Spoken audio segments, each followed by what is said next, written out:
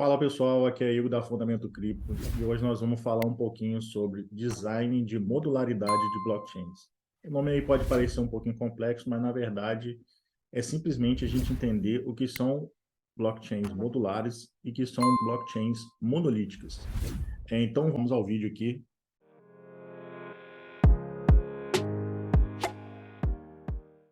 Então pessoal, vamos lá entender aqui um pouquinho aqui sobre a parte de design de modularidades de blockchains. É um tema bem simples, tá? Eu achei um artigo aqui que explica muito bem, eu vou mostrar para vocês, mas é um tema bem simples, bem tranquilo de se entender e, por vezes, pode causar um pouco de confusão. Mas aqui no sumário a gente tem aqui o artigo estudado, vou passar o link para vocês, a blockchain e sua pilha de tecnologia, vamos entender aí qual é a pilha de tecnologia necessária para uma blockchain funcionar, para depois começarmos a entender o que é uma blockchain monolítica, uma blockchain modular, e para depois a gente entender o espectro que existe entre essas duas aqui, porque entre essas duas aqui existe um espectro, existe outros termos, né? Existem outros tipos de blockchain que estão dentro desse espectro.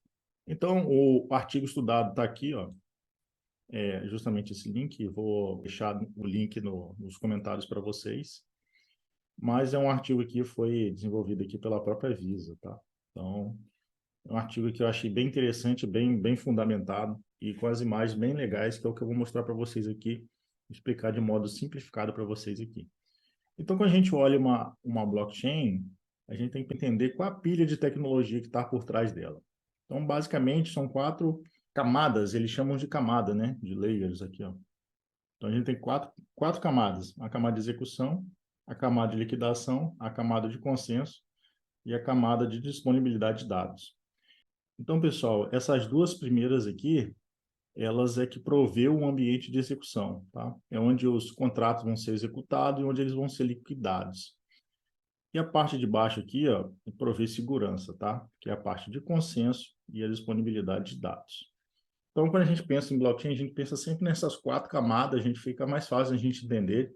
É como se fosse os serviços que uma blockchain pode prestar. Ela presta o serviço de execução, serviço de liquidação, serviço de consenso e o serviço de disponibilidade de dados. E a gente vai ver que as blockchains modulares são as blockchains que têm um serviço ou outro disponível ou não. A gente entra aqui, a gente pensar em blockchains monolíticas, especificamente, é, é simples da gente entender. É só a gente pensar que uma blockchain monolítica, ela executa todas as tarefas ao mesmo tempo. Executa essa tarefa, essa e essa. Então, tem 2 exemplos aqui bem conhecidos, que é o Bitcoin e a Solana. Então, elas são blockchains monolíticas, porque elas executam todos esses serviços ao mesmo tempo. Ela não depende de uma outra DLT, não depende de outro serviço externo para estar funcionando. Então, elas executam as 4 funções básicas aí de uma blockchain. Então, elas são chamadas de monolítica. Então, pessoal, quando a gente chega nas blockchains que são modulares, a gente vê que, por exemplo, essa rollup aqui, ó, ela executa uma das tarefas que é a parte de execução, ó, tá vendo? O quadradinho aqui que representa o que ela está executando. E a outra parte aqui, ela se aproveita da própria blockchain onde ela está rodando. Então, ela não executa essa parte. A Validio aqui, dando como exemplo, ela usa também aqui o rollup aqui, que é a parte de execução, aqui também. A parte da blockchain aqui, que no caso é liquidação e consenso, ela se aproveita da blockchain, ela não realiza esse trabalho. E a parte aqui de dados, ela fica off-chain. Beleza. Essa outra aqui, o que ela executa? Ela executa essas 2 primeiras tarefas aqui, né? Bem simples para se entender, né? É a execução e a liquidação. Essa e essa. E outra parte aqui, ela se aproveita da blockchain em si, da camada 1 e não faz esse serviço. Então, você vê que cada tipo, ela executa ou não uma tarefa, ou executa no mínimo uma, e assim vai, tá? Então, essa é uma blockchain modular. Só que aí, para a gente entender um pouquinho melhor, a gente tem as blockchains modulares, que a gente viu, são essas aqui, e a gente tem as blockchains monolíticas. Só que no meio delas existe o que eles chamam de espectro, né? Esse espectro de modularidade, né? É o espectro modular das blockchains, ou seja, você tem aqui as blockchains que são polilíticas e as blockchains que são semi-modular.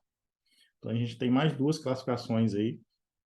E claro que tem vantagem e desvantagem de você usar uma tecnologia ou outra. E aqui está as quatro, explicando aqui. A monolítica, polilítica e a semi-modular e a modular. Então, vamos lá. A monolítica é aquilo que a gente já falou, são as que realizam as quatro funções básicas aí da blockchain, sem depender de qualquer de terceiro. As funções são de execução, liquidação, consenso e disponibilidade de dados.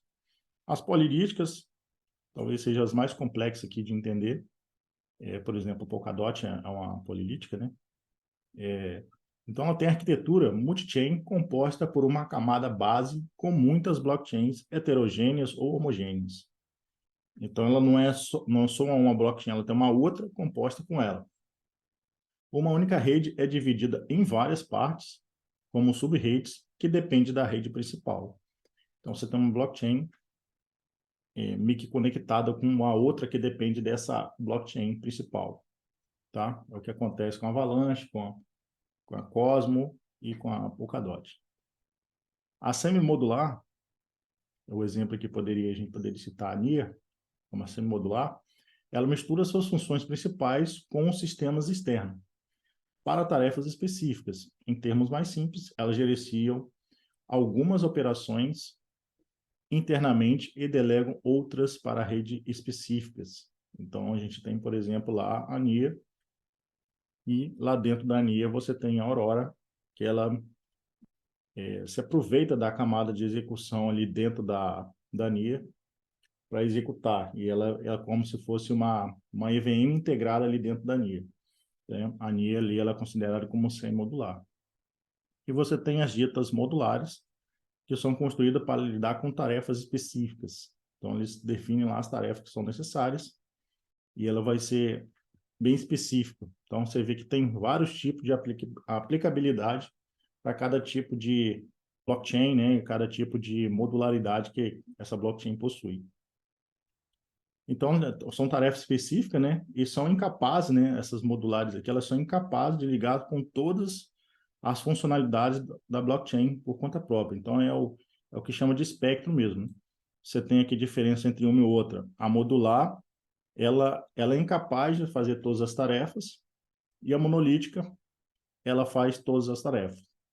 Então, você tem vários motivos para você desenvolver uma blockchain monolítica ou desenvolver uma blockchain modular. Quando você tem uma blockchain, por exemplo, um exemplo bem simples, quando você tem uma blockchain monolítica, é mais fácil de você desenvolver integrações, tá? Mas é mais difícil de você dar manutenção entre esses módulos, entre essas funções. Quando você desenvolve uma blockchain modular, essas funções aqui que a gente comentou, elas são, entre aspas, elas são separadas. Então, você pode pensar em cada uma delas de maneira separada, tá? E aí você consegue dar manutenção muito mais fácil. Um exemplo aí de aplicabilidade de uma monolítica em uma blockchain modular. E aqui, pessoal, só para finalizar, é só uma visualização aqui de como seria. Então, a monolítica aqui, eu desenhei aqui com um azulzinho do lado aqui, preenchendo todas as funções, né, indicando que a monolítica, ela realiza todas as funções. A polilítica, ela pode realizar uma função ou não, estou chutando aqui, ó, vou dizer que ela não realiza essa função. Vamos dizer que ela não realiza essa função. A semi-modular é a mesma coisa, ela pode não realizar essa função e realizar as outras. E a modular é a mesma coisa, pode realizar uma função ou outra. Por exemplo, aqui no caso da Polkadot, um exemplo bem simples, a gente pode pensar, né? A Polkadot, ela executa o consenso? Sim, ela executa o consenso dela. Ela executa o consenso dela. E a blockchain, a parachain, ela executa o consenso dela também. Então, em tese aqui, ela vai resolver dois tipos de consenso. Então, você vê que é diferente. Quem que está dentro, quando a gente pensa numa parachain, quem que está responsável pela execução ali da parachain? É a própria parachain.